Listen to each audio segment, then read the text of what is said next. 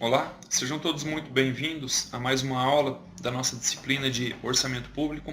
Estamos na unidade 2 e agora trataremos da nossa segunda aula desta unidade, onde essa aula ela tem a preocupação de mostrar para a gente o compromisso de realizações. Ela tem o objetivo de mostrar para a gente como que há a relação da sociedade com o ente público no que diz respeito à cobrança e participação das atividades que o governo realiza, das atividades previstas no próprio contrato orçamentário que o ente público realiza.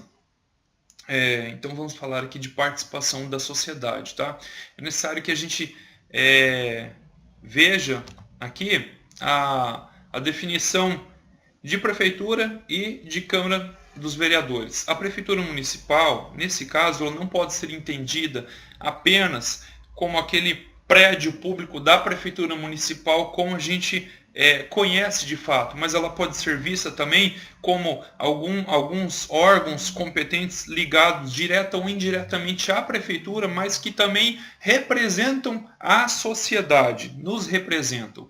Então nós temos aí, por exemplo, algumas fundações, nós temos que prestam serviços públicos, serviços para a prefeitura de um município, nós temos também algumas empresas privadas que prestam serviços, são terceirizadas pela prefeitura e essas empresas elas vêm nos representar também. Por exemplo, aqui em minha cidade, antigamente o serviço de coleta de lixo era feito pela própria prefeitura em questão. Hoje já tem uma empresa, não me recordo o nome, acho que é Sanetrão, alguma coisa assim, que ela realiza esse serviço de coleta de lixo para a prefeitura. Então, esse órgão público, esse gestor municipal, prefeitura, certo? Também pode ser visto de forma indireta através dessa empresa, dessas empresas que representam a prefeitura. Então, seria essa definição. Prefeitura municipal, como a gente tem aqui na nossa apostila, no nosso slide, é o conjunto de instituições, secretarias, fundações, empresas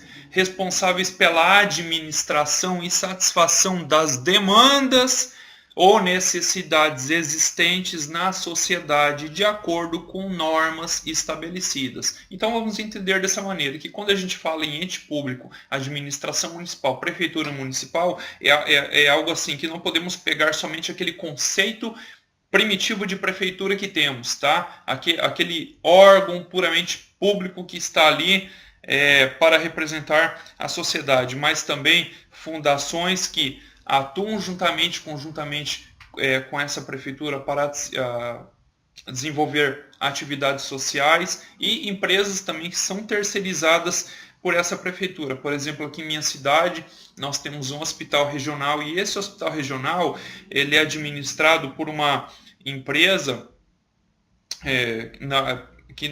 que é uma fundação chamada de Fundação Comunitária de Saúde, tá? Ela é terceirizada pela prefeitura do nosso município, certo? Por quê? Porque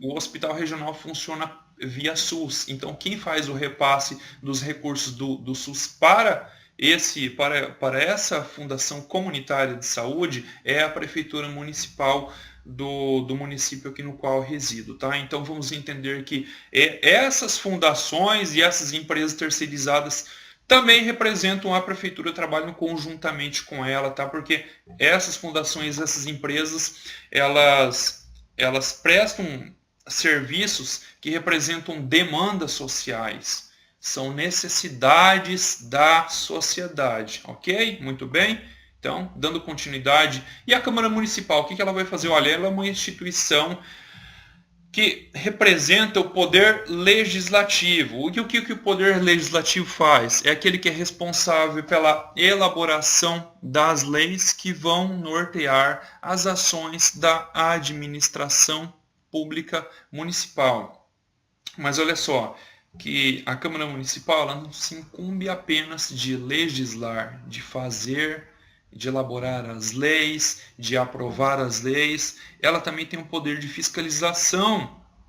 Ela também é um órgão fiscalizador. Olha só, dentro da Câmara Municipal existe, como eu já falei em aula passada, uma comissão de orçamento que analisa os projetos de lei orçamentária, e aqui a gente fala da Lei de Diretrizes Orçamentárias, LDO, o Plano Plurianual e a Lei Orçamentária Anual. Então, essa comissão ela tem um papel muito minucioso no sentido de analisar essas leis e analisar também a execução de tudo aquilo que está previsto no contrato orçamentário, tá? Ela vai fiscalizar o Poder Executivo, o gestor municipal.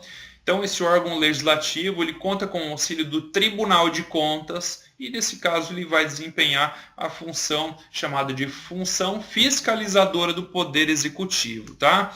Isso deverá ser realizado em benefício dos cidadãos e da cidade, e tudo isso é decidido em última instância pelo prefeito. O prefeito ele vai decidir o que deve ser feito, levando em conta recursos disponíveis. Mais para frente, em outro slide, a gente vai ver que nem tudo que está previsto em lei, no contrato orçamentário, necessariamente vai ser executado. E se aquele determinado programa, aquela determinada atividade que estava previsto no contrato orçamentário, ela de fato não for executado, isso não significa que o gestor municipal, o prefeito, ele cometeu uma ilegalidade, não necessariamente, tá? Porque a gente fala de previsão. Uma previsão é aquilo que pode ou não acontecer, tá? Então, há definições legais constitucionais que o executivo deve cumprir, tá? Ou seja, tem que cumprir, é obrigado, obrigação, como saúde e ensino. Então, o gestor municipal, estamos falando de orçamento municipal aqui como exemplo, ele é obrigado, tá, a ter lá no seu contrato orçamentário uma prestação continuada desses serviços, tá? São serviços de caráter permanente, de caráter contínuo, que são atenção aí que ele deve despender a esses serviços básicos aí, como educação e saúde, principalmente, algo que não pode faltar, é inegociável. Então, uma previsão que ela é uma previsão certa, tá? Tem que ser feito, é algo que não pode faltar. Os recursos, quando a gente fala em recurso, é dinheiro para pagar esse serviço, por sua vez, advém da onde? Cobrança de tributos dos cidadãos de acordo com a forma e o montante definidos pelo legislativo, tá? Então, assim, não se assuste que o dia que o seu IPTU aumentar, não pense que foi o prefeito que falou assim, vamos aumentar o IPTU, tá? É a Câmara de Vereadores que decide legislar sobre alíquota, sobre percentual de aumento de praticamente aí os tributos municipais que temos, tá? Como que ocorre o processo de negociação? Por que processo de negociação? Porque o contrato orçamentário é elaborado entre duas partes. Ele tem duas faces. A primeira parte é o ente público, tá? Um dos interessados, e a segunda parte, a mais interessada, é a sociedade. Então temos de um lado a administração pública, que é o poder executivo, tá? Essa administração pública, ela que vai executar os programas previstos no contrato orçamentário, e a sociedade ela vai acompanhar, vai fiscalizar, vai olhar de perto se as suas demandas estão sendo de fato atendidas, executadas pelo Poder Executivo, tá? Então, o Poder Executivo busca estabelecer um processo de negociação com a sociedade, naturalmente organizado em vários agrupamentos de interesse para chegar a um entendimento comum quanto ao plano de ações a ser viabilizado. Então, o programa ele não pode ser destinado única e exclusivamente, por exemplo, a um grupo de interesse específico, tá? Estamos falando de demandas sociais. Nesse processo, o executivo esclarece os benefícios que as medidas propostas trarão para a sociedade. Tem que ser muito bem claro para a sociedade mesmo, tá? Esse programa serve a quê? Se destina a quê? Quem vai ser o beneficiado? Quando que ele vai começar a funcionar? Os prefeitos, de diversas maneiras possíveis, podem se utilizar de instrumentos como pesquisa, consulta da população, criação de conselhos comunitários, que permitem esclarecer diálogo com a sociedade. Por exemplo, aqui em minha cidade está sendo instalada uma rede de esgoto. Na verdade, não tem, acho que 30% da cidade que tem rede de esgoto funcionando ainda. Mas enfim, o interesse da prefeitura ele já é antigo, e eu me recordo que há aproximadamente 2 anos atrás uma pessoa esteve aqui em minha residência, possivelmente de uma empresa terceirizada pela prefeitura, e essa pessoa ela veio aqui me consultar, né? O que eu achava do esgoto, se deveria ser implantado, se não deveria ser implantado, o que eu sugeria de melhoria para o sistema de abastecimento de água da cidade. É, e aí ele fez algumas perguntas. Ele perguntou se eu estava satisfeito com o atendimento, o que eu achava da qualidade da água, e, e ele fez algumas perguntas. Algo do tipo assim, qual o tamanho da residência, quantas pessoas moravam aqui, quantos banheiros a casa tinha. Eu acredito que em cima desse levantamento estatístico, tá, a prefeitura tem condições de se organizar para ver qual será o dispêndio total, tá, o custo total dessa obra de implantação desse esgoto na nossa cidade, e por aí ela mais ou menos vai estipular quanto que eu posso cobrar por isso. Eu imagino algo desse tipo. Ou seja, uma consulta pública foi realizada, tá? E dessa forma que ocorre esse diálogo, né? Quando o ente público ele faz o diálogo com a sociedade, tá? Através de pesquisas, através de consultas, tá? Então, vamos seguindo adiante.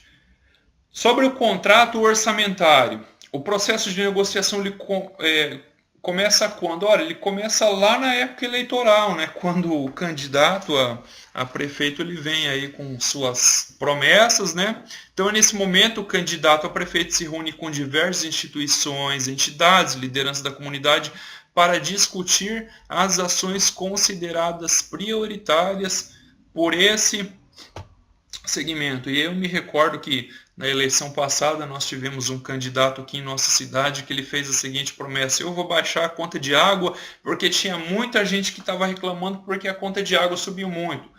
Mas subiu muito pelo seguinte, o sistema estava defasado, quase todos os medidores de água da cidade não funcionavam mais, então era cobrado somente aquela taxa básica. Tá? E as pessoas, de um modo geral, consumiam muito mais água do que aquele volume mínimo que é cobrado na taxa básica. E aí o que aconteceu? Chegou essa empresa, instalou os novos medidores na cidade, e aí a pessoa que pagava, por exemplo, R$ 30 passou a pagar R$ 80, R$ 90. Normalmente as pessoas, claro, se assustaram porque viram uma diferença significativa em termos de valor. Nesse ponto eu até entendo a preocupação das pessoas com esse aumento assim absurdamente explosivo, tá? Mas o que as pessoas não entenderam na hora é que elas estavam pagando somente a taxa básica. Por quê? Porque o seu medidor não funcionava, estava estragado, tá? Inclusive eu pagava esse valor aqui, e hoje a gente paga em torno de R$ 90, R$ 100 por mês, tá? Mas a gente entende, puxa, é porque agora a gente está pagando de fato aquilo que a gente consome. Antes não, por quê? Porque antes os medidores não funcionavam. Mas enfim, chegou esse prefeito, fez essa proposta aí, só que mesmo assim não surtiu nenhum efeito positivo para ele. Enfim, ele não foi eleito, tá? Mas só para vocês entenderem, tá? Que o contrato ele começa já na época da eleição e pré-eleição, quando o candidato, né, o candidato a prefeito, ele vem aí com suas propostas, tá? E se ele for eleito, obviamente, ele vai querer incluir essas propostas orçamentárias lá no orçamento, no contrato orçamentário. Tem que se tornar uma lei, como já foi falado em aula passada, né? E se assim o for, ele vai colocar como previsão, olha, eu coloco como previsão que eu vou, de uma forma ou de outra, baixar a alíquota, né, dos serviços de água da cidade. E aí isso pode ser feito ou não. E aí vai depender de uma série de variáveis, tá? Mas só para vocês entenderem, então, como funciona esse contrato, né? Após a eleição, o prefeito busca traduzir em ações as promessas feitas durante a campanha, não necessariamente que ele vai conseguir cumprir, tá? O cumprimento do contrato, como qualquer outro contrato orçamentário, firmado entre o prefeito e a sociedade, corre também o risco de ser rompido. Ué, corre risco de ser rompido, então quer dizer, propaganda enganosa, o candidato a prefeito prometeu isso e agora não fez. Ele até colocou no contrato orçamentário, mas não cumpriu. Cometeu crime de responsabilidade? Cometeu alguma ilegalidade? Não. Por quê? Porque, olha, o orçamento ele pode ser executado apenas em parte, não necessariamente no todo ou na íntegra. Isso não constitui nenhuma ilegalidade, porque a Constituição brasileira, a Constituição Federal de 1988, considera o orçamento apenas uma previsão. E uma previsão é aquilo que pode acontecer, não necessariamente que vai ocorrer ou que deve ocorrer. Então não há caráter de obrigação. Em alguns casos, como por exemplo eu acabei de falar, certo? Alguns serviços de prestação continuada, como por exemplo atenção especial dedicada à saúde e à educação. Então isso é inegociável. Então, entretanto, dependendo das razões, a não realização de determinada prioridade pode configurar descompromisso político, o que é uma ilegitimidade. Por exemplo, veio recurso da saúde, desviou verba. Veio recurso para a educação, não construiu escola, não reformou, enfim, desviou verba. Aí sim, isso é ilegítimo. De outro lado, o contrato orçamentário pode ser descumprido devido ao chamado desvio de verba. Isso ocorre quando o prefeito destina uma dotação orçamentária para um determinado programa de trabalho e utiliza para outros objetivos. Tá? Isso, infelizmente, é algo muito... a gente não pode chamar de normal, mas comum. Volte e meia lá de vez em quando, a gente assiste uma reportagem e vê, olha, prefeito de determinada cidade do interior, não sei da onde, foi preso, está preso por desvio de verba, desvio de finalidade, isso é uma ilegalidade. Crime, né? Que pena, infelizmente. Controle social do contrato orçamentário, ou seja, como nós controlamos o orçamento público, o contrato, de diversas maneiras, tá? Dependendo da sua abrangência ou finalidade. Uma das mais amplas é a prática do orçamento participativo, quando a sociedade ela é convidada a participar do orçamento público, que permite à população definir diretamente o seu conteúdo e acompanhar seu cumprimento. E o controle social mais tradicional é o controle da legalidade da execução do que estava previsto no orçamento. Isso é, o controle da execução orçamentária. Então a gente acompanha, vê se aquelas ações que estão previstas no contrato orçamentário estão sendo executadas ou não, e aí a gente acompanha, né? Ele é considerado controle interno quando exercido por órgãos do próprio poder público, órgãos ali da prefeitura que estão ali para fiscalizar a gestão da execução desse orçamento. Se esses órgãos realizarem essa fiscalização, então a gente fala que estamos trabalhando com controle do tipo interno, porque é um órgão vinculado ao gestor municipal, à prefeitura, um órgão da própria prefeitura, tá? Órgãos de auditoria interna ou contabilidade que cuidam para que todo o processamento da receita e despesa respeitem dispositivos legais existentes, tá?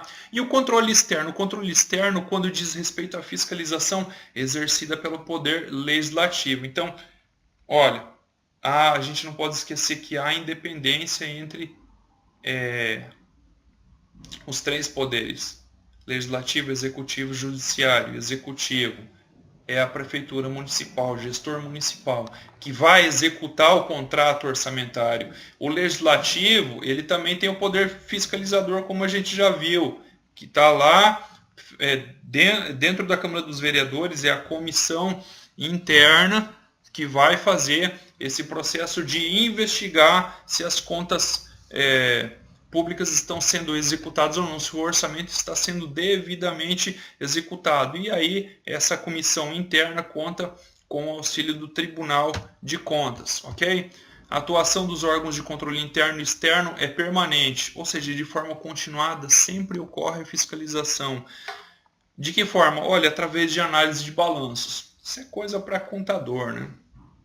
Os nossos amigos contadores que gostam muito de olhar balanços, né? Mensais, de fato, né? Mês a mês analisando o balanço, né? De contas, receita versus despesas e dos processos licitatórios também. Esses órgãos podem ser acionados por denúncia de qualquer servidor público ou cidadão. Então é assim, se você na condição de cidadão, você consegue identificar, perceber que está havendo algum desvio de finalidade, alguma ilegalidade no que diz respeito à execução do contrato orçamentário, você pode... Bom, a Constituição fala que todo cidadão brasileiro, qualquer do povo, tem poder temos aquele chamado poder de polícia, ou seja, a gente pode chegar e fazer uma denúncia, a gente pode acionar esse órgão competente, registrar essa denúncia, certo? Sendo servidor público ou um cidadão comum, um cidadão civil, como eu, por exemplo. Internamente no Legislativo, ou seja, na Câmara, a Comissão do Orçamento, como eu já falei, desempenha importante papel de acompanhamento da execução orçamentária, análise dos projetos de lei envolvendo matéria orçamentária. Essa comissão, tem competência para solicitar documentos e esclarecimentos verbais. Então, puxa, ela percebeu alguma ilegalidade, ou não necessariamente percebeu, mas está ali fazendo seu acompanhamento, né, do controle orçamentário. Ei, eu quero os documentos aqui dessa licitação pública aqui, tá? Todos os valores, e eu quero ouvir o senhor prefeito, responsável por esse órgão aí, a Secretaria de Obras, por exemplo, tá? Nós queremos ver este contrato orçamentário, então, ok?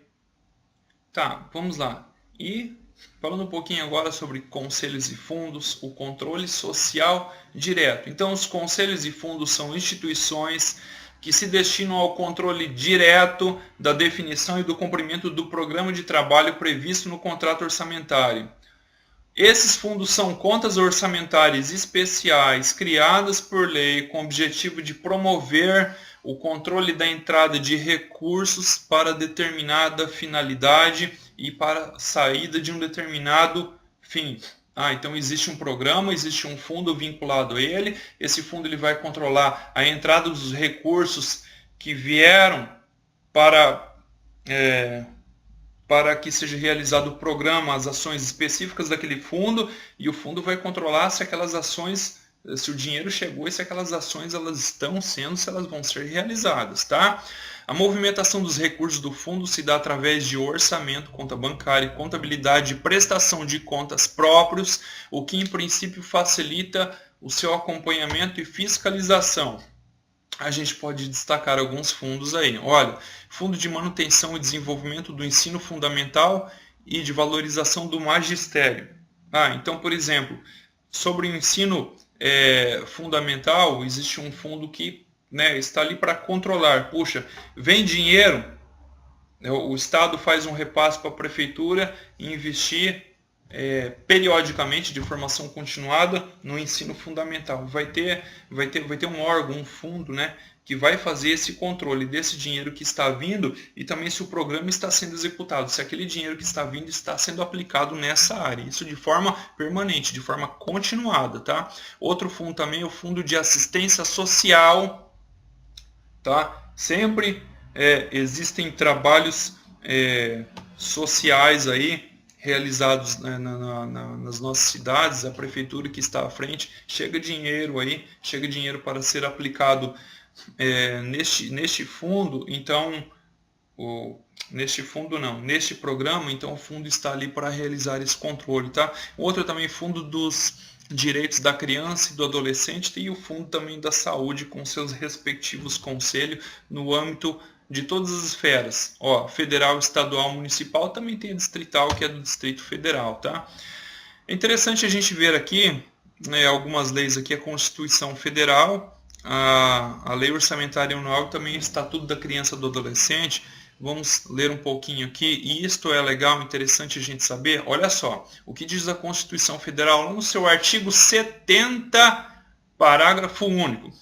Prestará contas qualquer pessoa física ou entidade pública que utilize, arrecade, guarde, gerencie ou administre dinheiros públicos, bens de valores públicos ou pelos quais a União responda, ou que em nome desta assuma obrigações de natureza pecuniária. Pecuniária significa dinheiro, espécie, tá? Então funciona assim. Qualquer entidade pública, né, ou pessoa física que está ali, tá?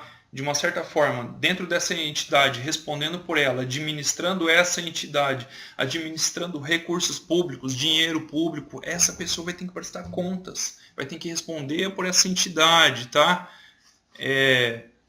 Que seja em nome da União, tá? Então, assim, uma vez mais respondendo, essa pessoa também assume essas obrigações de natureza pecuniária, ou seja, dinheiro, tá?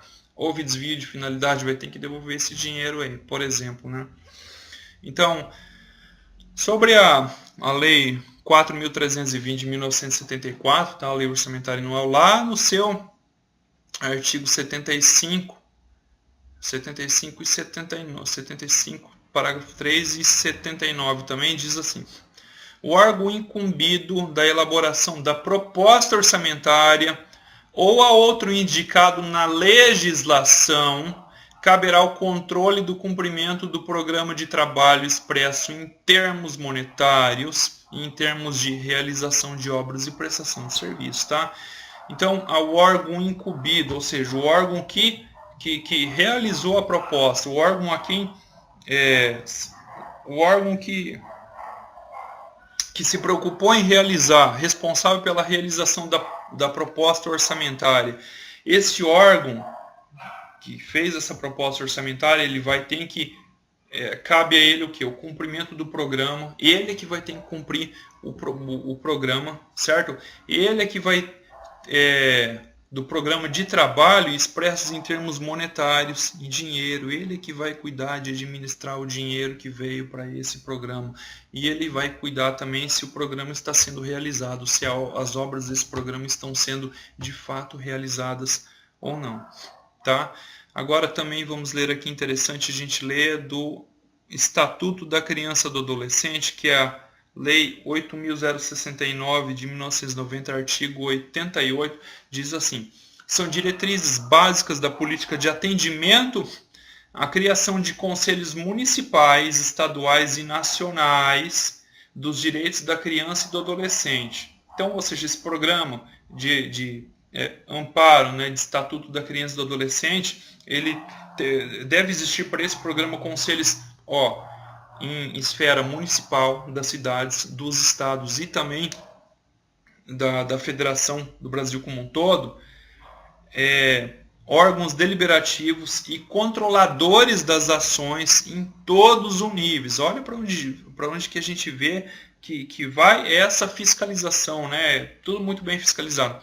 Assegurada a participação popular paritária por meio de organizações representativas. Então, nós, da sociedade, participamos desse programa segundo leis federal, estaduais e municipais, e a manutenção do Fundo Nacional, fundos estaduais e municipais vinculados aos respectivos conselhos do direito e da criança e do adolescente. Então a gente vê que o Estatuto da Criança e do Adolescente, né, ele é muito bem controlado também, tá? E nós temos esse acesso, esse controle, tá? Olha, interessante a gente ver aqui. Saiba por que não é conveniente que a Secretaria da Fazenda elabore o orçamento, tá? Porque tem que ser, por exemplo, um órgão vinculado ao Poder Executivo, a uma Secretaria de Planejamento. Vamos ler aqui. O orçamento tende a perder seu caráter de contrato, pois a maior preocupação do secretário de Fazenda é com o caixa da Prefeitura e não com o programa de trabalho a ser realizado.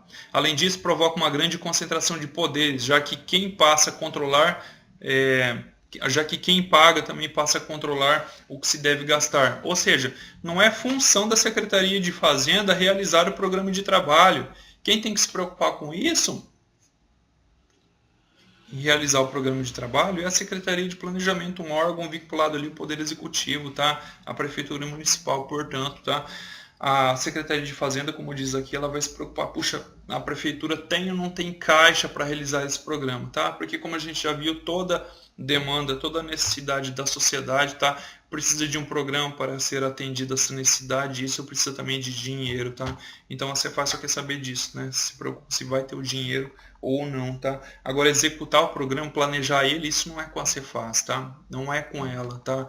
Elaborar o programa de trabalho, ela não pode fazer isso, tá? Ia sobrecarregar ela de serviço, tá? O ideal é que a elaboração e execução do orçamento fiquem a cargo da Secretaria de Planejamento ou do órgão responsável pela gerência das diretrizes do governo. Dessa forma, será possível enfocar os aspectos de planejamento e participação fundamentais no contrato orçamentário, tá? Agora vamos ver, saiba porque os conselhos são importantes para o controle social do orçamento público. Olha, a criação de conselhos com fundos orçamentários ao seu alcance, integrados por representantes da sociedade civil, trabalhadores do próprio setor e poder público, com poder legal para controlar a destinação dos recursos públicos em diversos setores sociais, constitui um importante passo na democratização e da administração pública brasileira, principalmente em nível municipal. Eles permitem que os cidadãos, através de suas entidades, tomem conhecimento direto da situação das políticas sociais e participem diretamente da tomada de decisão do governo. A escolha de seus integrantes através de mecanismos democráticos, superando práticas populistas de períodos anteriores, representa também uma real valorização da cidadania. Então, o porquê a criação de um conselho? A gente vê esse desenho aqui, né, uma mesa com vários participantes ali, várias pessoas comuns da sociedade, né, como eu, por exemplo, vinculados a esse conselho aí, decidindo, deliberando, tomando, né, discutindo algumas decisões públicas, né, sobre algum programa social. E isso antigamente não se fazia. Antigamente, quando existiam aqui no Brasil governos populistas, por exemplo, Getúlio Vargas, né? Então, essa ideia de governo populista não permite, tá, essa participação direta da população. Não, o gestor, por exemplo, municipal, né? Ele toma as decisões, ele é responsável por tomar as decisões, ele deu ultimato, ele não ouve a sociedade e acabou, tchau e bênção, é assim que funciona. Mas, poxa, isso não tem nada de democratização, de participação pública da sociedade no que diz respeito a decisões sobre programas sociais, tá, que devem ser inclusas no orçamento, certo? E hoje a gente tem isso. Então tá aí a importância da existência desses conselhos, certo? Que permitem que a sociedade chegue mais perto do programa, acompanhe de perto a execução desse programa. E isso traz uma valorização maior para o cidadão. Isso é valorizar a cidadania, tá? A atuação dos conselhos é importante, pois apenas a atuação dos governantes conforme os dispositivos das leis não é suficiente para garantir correção do que deve ser feito em benefício da coletividade. Então é assim, puxa, pensa que é muita coisa para uma pessoa só, o representante ali do Poder Executivo, pensar em executar e fiscalizar ao mesmo tempo. Não seria muito melhor ter aí diversos conselhos que vão lá averiguar, ver o problema de perto, conhecer, ouvir a sociedade, conhecer as demandas sociais. Assim, não há uma maior probabilidade de que falhas sejam corrigidas, certo? Que distorções no que diz respeito a demandas sociais fiquem mais claras, mais factíveis, por exemplo, tá? Tá a importância, então, da existência de um conselho. Por meio de canais de comunicação como esses, não deixa de ser um canal de comunicação, o conselho está ali para ouvir a sociedade, ouvir as demandas sociais. Torna-se possível o acolhimento, de fato, dos interesses dos diversos segmentos na formação do conteúdo das ações do governo. Por exemplo, conselho tutelar. Ele está ali para ouvir demandas sociais no que diz respeito, por exemplo, abuso de crianças, mau comportamento de crianças e adolescentes, tá? Está ali para isso, tá? Imagine você se os conselhos não existissem, se ficasse tudo apenas a cargo do gestor municipal, tá? Ia ficar muito mais difícil, ia ser uma pessoa só para ouvir muitas